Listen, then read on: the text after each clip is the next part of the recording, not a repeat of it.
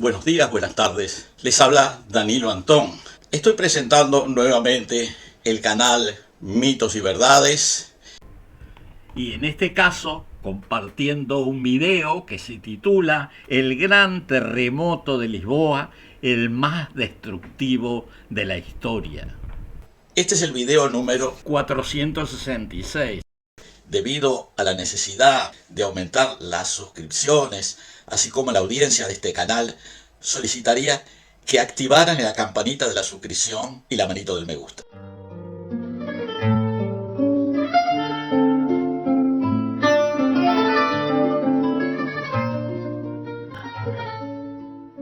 El terremoto de Lisboa de 1755, el gran terremoto de Lisboa, tuvo lugar entre las 9:30 y las 9:40 horas del 1 de noviembre de 1755.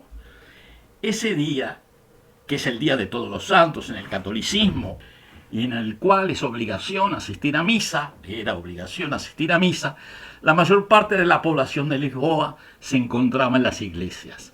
El gran sismo se caracterizó por su gran duración, dividida en varias fases, y por su violencia, causando la muerte de entre 60.000 y 100.000 personas.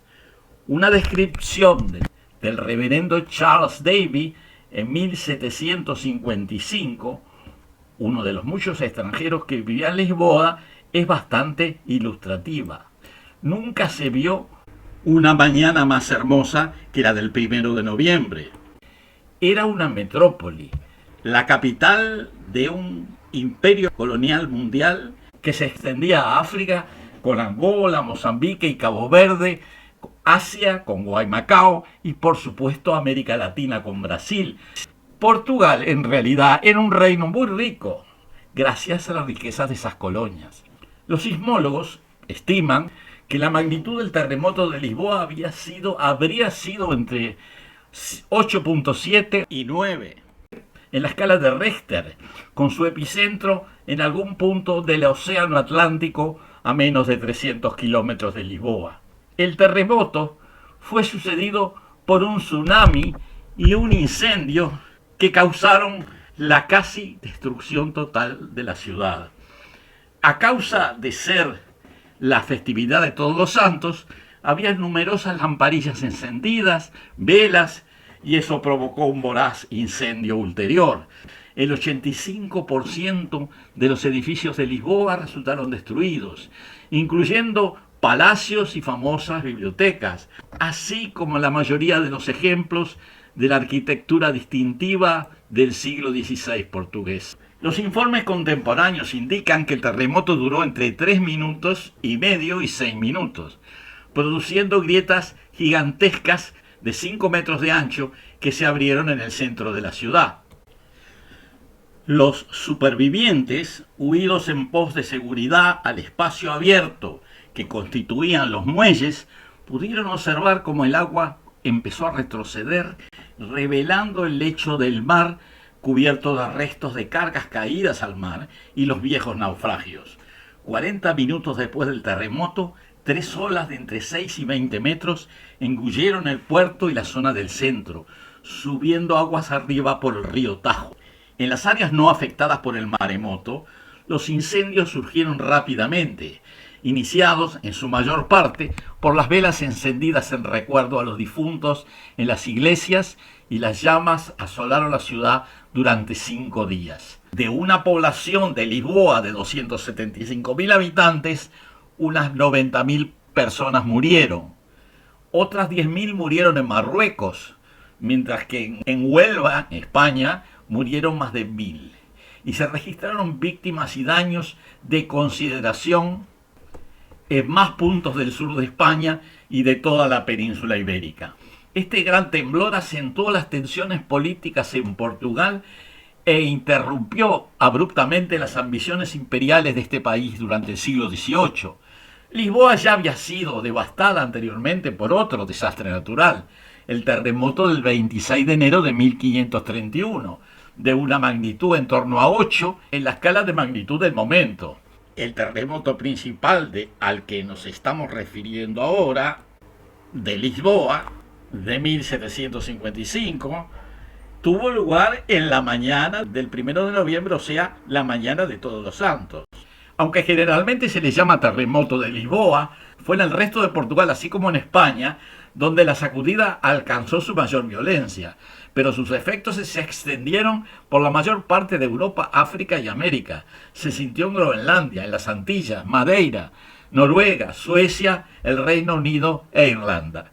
La conmoción fue casi tan violenta en África como en Europa.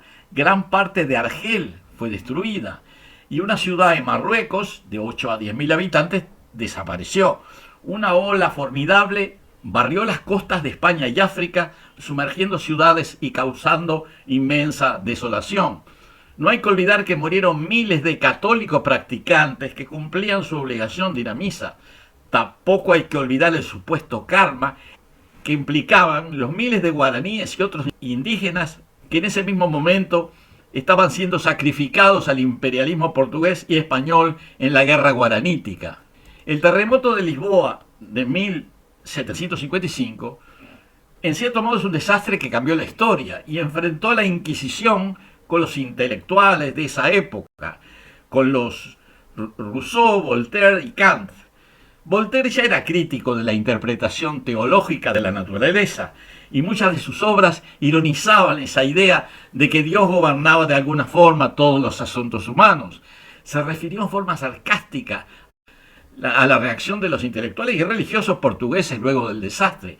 Pasado el terremoto, expresó Voltaire, pasado el terremoto que había destruido las 3/4 partes de Lisboa, el más eficaz medio que se les ocurrió a los sabios del país para precaver una total ruina fue la fiesta de un soberbio auto de fe, habiendo decidido la Universidad de Coimbra que el espectáculo de unas cuantas personas quemadas a fuego lento con toda solemnidad era infalible secreto para impedir los temblores de tierra. Estas palabras las escribió Voltaire en su controvertido cuento filosófico titulado Cándido, publicado en 1759. Al mismo tiempo que la Inquisición hacía lo suyo, las grandes mentes de la época, muchas de las cuales comenzaban a mirar el mundo de una nueva manera, aquellos que ahora asociamos con la era de la Ilustración, reflexionaban sobre el tema. Emmanuel Kant publicó 3 textos separados sobre el desastre, convirtiéndose en uno de los primeros pensadores en intentar explicar los terremotos por causas naturales en lugar de sobrenaturales. Y el propio Voltaire y Jean-Jacques Rousseau tuvieron un famoso intercambio de ideas sobre el desastre, presagiando la divulgación de las ideas de la Ilustración. La filosofía dominante de la época dictaba que vivíamos en el mejor de los mundos posibles, que incluso en estos desastres había una providencia divina, que Dios estaba trabajando en algún plan y que era nuestro lugar cuestionarlo. Después del terremoto de Lisboa se inició uno de los principales debates filosóficos de la época, cuestionando al Dios que podía ver cualquier bien en algo tan horrible como lo ocurrido. De todas maneras, queda claro, como conclusión, que el terremoto de Lisboa aceleró los procesos que conducirían a la revolución de las ideas y también de la política de fines del siglo XVIII y durante los siglos XIX y XX.